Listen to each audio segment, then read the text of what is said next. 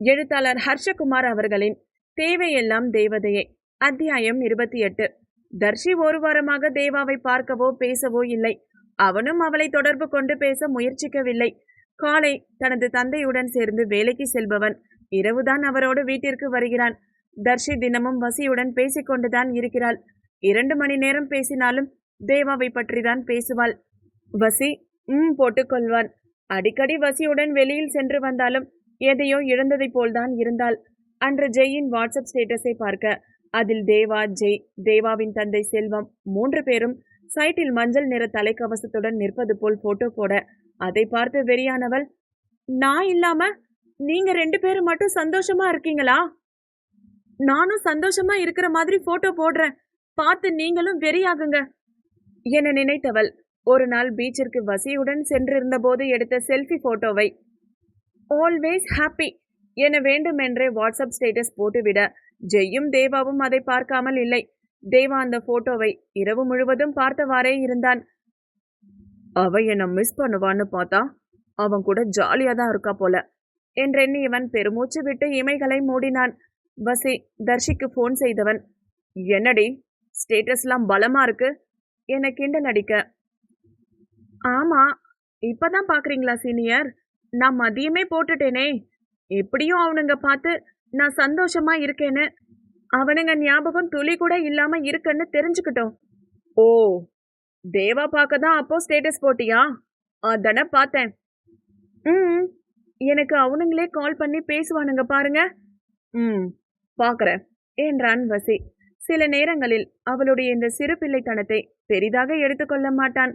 தர்ஷி தேவாவை மேலும் வெறுப்பேற்ற முடிவெடுத்தவள் தனது அப்பா மாதவனிடம் சென்றாள்.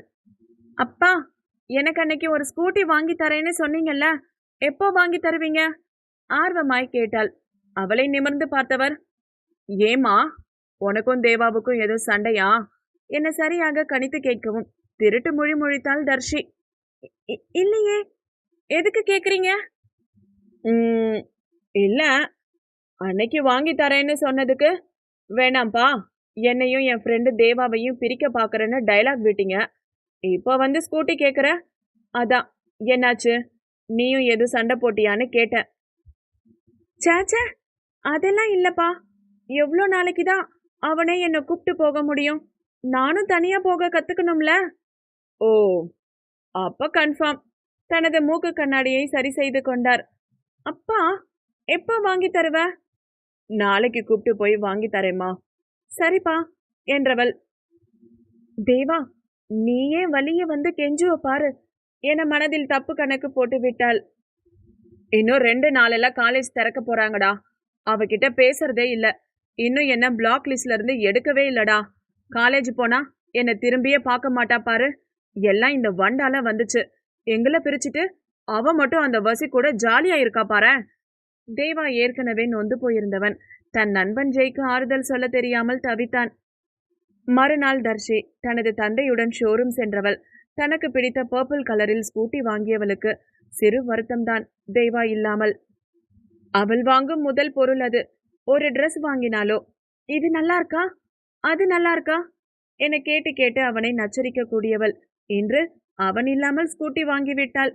ஸ்கூட்டி வாங்கிவிட்டு கோவிலுக்கு சென்று அர்ச்சனை செய்தவர்கள் அதன் பின் வீட்டிற்குள் சென்றதும் இவள் மட்டும் ஸ்கூட்டியை ஓட்டிக்கொண்டு ரவுண்ட் அடிக்க சென்று விட்டாள். போன் சத்தம் கேட்டதும் ஓரமாக வண்டியை நிறுத்தியவள் யார் என பார்க்க வசிதான் கால் செய்திருந்தான். ஹாய்டி, எங்க இருக்க? சீனியர், இப்பதான் அப்பா நியூ ஸ்கூட்டி வாங்கி கொடுத்தாங்க, அதை எடுத்துக்கிட்டு ரவுண்ட் அடிக்க போறேன் என உற்சாகமாய் சொல்ல, கங்க்ராட்ஸ் டி, நீ எங்க இருக்கன்னு லொகேஷன் ஷேர் பண்ணு, நானும் வரேன். ஓகே சீனியர் என போனை வைத்தவள் லொகேஷன் ஷேர் செய்துவிட்டு ஓரிடத்தில் நின்று இருக்க அடுத்த 15 நிமிடத்தில் அங்கு வசி வந்திருந்தான். காரிலிருந்து இறங்கியவன் அவளை கண்டதும், ஹாய்டி தர்ஷி, வாவ் சூப்பரா இருக்குடி, எனக்கும் பிடிச்ச கலர், வா ஒரு ரவுண்ட் போகலாம் என கூப்பிட தர்ஷி முகம் மாறியது. இன்னும் நான் தேவாவையே கூப்பிட்டு போகலையே, எப்படி இவன என தயங்கி நின்றாள். ஹலோ மேடம், என்ன யோசனை? ஸ்கூட்டி ஓட்ட தெரியும் தானே, பிறகென்ன, வாங்க வண்டி எடுங்க என ஸ்கூட்டியில் ஏறி சட்டென அமர தர்ஷி வேறு வழி இல்லாமல் வண்டியை எடுத்திருந்தாள். வசியின் விரல் கூட அவள் மேல் படவில்லை. தர்ஷி ஸ்கூட்டியை ஓட்ட பின்னால் அமர்ந்திருந்தபடியே அதை வீடியோ எடுத்தான் வசி. சிறிது தூரத்தில் வண்டியை நிறுத்தவும், என்னாச்சு, எதுக்கு ஸ்டாப் பண்ணிட்ட என கேட்டான் வசி. அது சீனியர், நான் இன்னும் வீட்டுக்கு போகல. ரொம்ப நேரமா வெளியில சுத்திட்டு இருக்கேன். அம்மாக்கு தெரிஞ்சா திட்டுவாங்க. நான் வீட்டுக்கு போகட்டுமா என கேட்டவளை கேள்வி முடிச்சுகளுடன் புருவம் சுருக்கி பார்த்தான் வசி. என்ன சீனியர் அப்படி பாக்குறீங்க? நதிங், சரி வா, என்னை கார் கிட்ட டிராப் பண்ணிட்டு நீ கிளம்பு என சொல்லி மீண்டும் வண்டியில் ஏறிக்கொண்டான். தர்ஷி அவனை கார் அருகில் விட்டவள் பாய் சீனியர் என செல்லவும் செல்லும் அவளையே வெறித்து பார்த்து கொண்டிருந்தான். வீட்டிற்கு செல்லும் வழி முழுதும் தேவா ஞாபகம் கொன்றது. என்னமோ தெரியவில்லை, முதல் முறை வேறொரு ஆணுடன் பைக்கில் ஏறி செல்வது அவளுக்கு சுத்தமாக பிடிக்கவில்லை. அதுவும் தான் காதலிப்பதாக கூறும் ஆண் மகனுடன் செல்வது எப்படி பிடிக்காமல் போகும்? பெண்களுக்கு எப்போதும் தான் விரும்பும் ஆணுடன் பைக்கில் செல்வதைத்தானே பலர் கனவாக வைத்துள்ளனர். எனக்கு மட்டும் ஏன் இப்படி? தேவாவுடன் செல்லும் போது உள்ள நெருக்கம் என்றைக்கும் எனக்கு பிடிக்காமல் போனது இல்லையே. ஒருவேளை இத்தனை வருடம் அவனுடன் மட்டுமே வண்டியில் சென்றதால் தற்போது வசியுடன் செல்வது இப்படி ஒரு பிடிக்கா உணர்வை தருகிறதோ? இருக்கும். இனி முடியாது. முதலில் அவனுக்கு கால் செய்து பேசிவிட வேண்டும். சண்டை போட்டாலும் பரவாயில்லை என்ற தீர்க்கமான முடிவெடுத்தவள் வீட்டிற்குள் நுழைந்ததும் முதல் வேலையாக அவனுக்கு கால் செய்ய தேவா போனை எடுப்பதாய் தெரியவில்லை. நகத்தை கடித்தவள் இருடா வீட்டுக்கு வர என குளியல் அறைக்குள் சென்று புகுந்தவள் குளித்துவிட்டு உடை மாற்றி மீண்டும் கிளம்பி செல்ல மஞ்சுளா அவளை வாயில் விரல் வைத்து பார்த்து கொண்டிருந்தாள். தனது கணவரிடம், ஏங்க உங்க பொண்ணு கொஞ்சம் கூட அடங்க மாட்டாளா? இப்பதான் ஊரை சுத்திட்டு வந்தா, அதுக்குள்ள குளிச்சுட்டு திரும்ப வேற ட்ரெஸ் போட்டுட்டு எங்க போறா ஆச்சரியமாக கேட்க, விடுடி, அவ தேவா இல்லனா ஜெய், அவங்கள பார்க்க தானே போறா. அவனுங்க இருக்க வரைக்கும் இவளை நல்லா பார்த்துப்பானுங்க என சொல்லவும் என்ற மஞ்சுளா தனது வேலையை பார்க்க சென்று விட்டார். ஒவ்வொரு முறையும் அவனிடம் பேசக்கூடாது, அவனை நினைக்க கூடாது என்ற எண்ணம் தோன்ற தோன்ற இவளுக்கு தேவாவின் எண்ணங்கள் அதிகமானது. இவளாய் வழியே சென்று பேச போகிறாள்.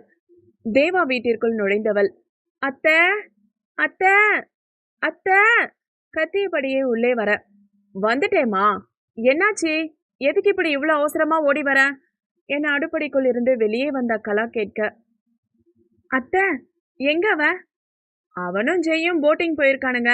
ஏமா நீ போகலையா? என்னது போட்டிங்கா என விழிவிரித்தவள் அவனுங்களா பல்லை கடித்தவள், நான் வரேன் அத்தை, பாய் என வேகமாக வாசலுக்கு ஓடினாள். என்னாச்சு இந்த பொண்ணுக்கு? காலில் சுடுதண்ணி ஊத்துற மாதிரி இப்படி ஓடுறா. அவன் எப்படி இவன் இல்லாம போட்டிங் போனா? என்னவோ இதுங்களை புரிஞ்சுக்கவே முடியல என புலம்பியவர் தன் வேலையை பார்க்க சென்று விட்டார். அட பாவிங்களா, என்ன கழட்டி விட்டு போட்டிங் போற அளவுக்கு வந்தாச்சா? சும்மா விட மாட்டேன்டா, வர இருங்கடா வாய்விட்டே திட்டியபடி வண்டியை ஓட்டினாள். 20 நிமிடத்தில் கடற்கரையை அடைந்தவள் ஜெய்யின் அப்பாவை தேட மைக்கேல் அங்கு அமர்ந்து மீன் விற்று கொண்டிருந்தார். அவர் அருகில் ஓடியவர், பா எங்கப்பா அவனுங்க 2 பேரும்? இடுப்பில் கை வைத்து கேட்டவளை பார்த்து சிரித்தவர், யமோய், அவனுங்க சுருக்காகவே உள்ளுக்க போயிட்டானுங்களே, ஏன் கண்ணு நீ போகல என கேட்க, அது நான் தூங்கிட்டேன்பா என சம்பந்தம் இல்லாமல் பேசியவளை மைக்கேல் ஒரு மாதிரியாக பார்க்க, சரிப்பா வரேன் என அங்கிருந்து நகர்ந்தாள் தர்ஷி. யாரும் பார்க்காதபடி கடலில் கால் நனைத்து நின்றவள் கண்களில் கண்ணீர் சுரந்து அன்று அவளுக்காய் தேவா சரணடைந்த கடல் அன்னையிடம் இவள் கண்ணீரை சமர்ப்பித்தாள். முதல் முறை அவர்கள் இருவரும் இவளை தனித்து விட்டு சென்றனர். தேவாவின் நிராகரிப்பை ஏற்றுக்கொள்ள முடியவில்லை. மூக்கு சிவந்து கண்களில் வழிந்த கண்ணீரை துடைத்தவள், தேவா இனி என் லைஃப்ல நீ இல்லடா என முணுமுணுத்தவள் அங்கிருந்து கோபத்துடன் செல்ல கடலின் நடுவில் போட்டில் படுத்திருந்த தேவா சட்டென எழுந்து சுற்றி பார்த்தான். ஜெய் என்னடா என கேட்க, இல்லடா தர்ஷினி குரல்டா. டேய் சரியா போச்சு போ, 10 கிலோமீட்டர் தாண்டி இருக்கோண்டா, இந்த லவ் பண்றவனுங்க அலப்பற தாங்க முடியாது போலையே என்றதும் தேவா அவனை பாவமாய் பார்க்க, ஜெய் சரி சரி விடு, முதல் தடவை அவ இல்லாம வந்திருக்கோம்ல, அதான் அவ குரல் கேட்ட மாதிரி உனக்கு தோணுது. வேற ஒண்ணும் இல்ல. பேசாம படுடா என அவனை சமாதானப்படுத்தினான். அடுத்த அத்தியாயம் நாளை. கதை பிடிச்சிருந்தா லைக் பண்ணுங்க, கமெண்ட் பண்ணுங்க, ஷேர் பண்ணுங்க. இது போன்ற கதைகளுக்கு சேனலை சப்ஸ்கிரைப் பண்ணுங்க. மீண்டும் நாளை சந்திக்கலாம். நன்றி, வணக்கம்.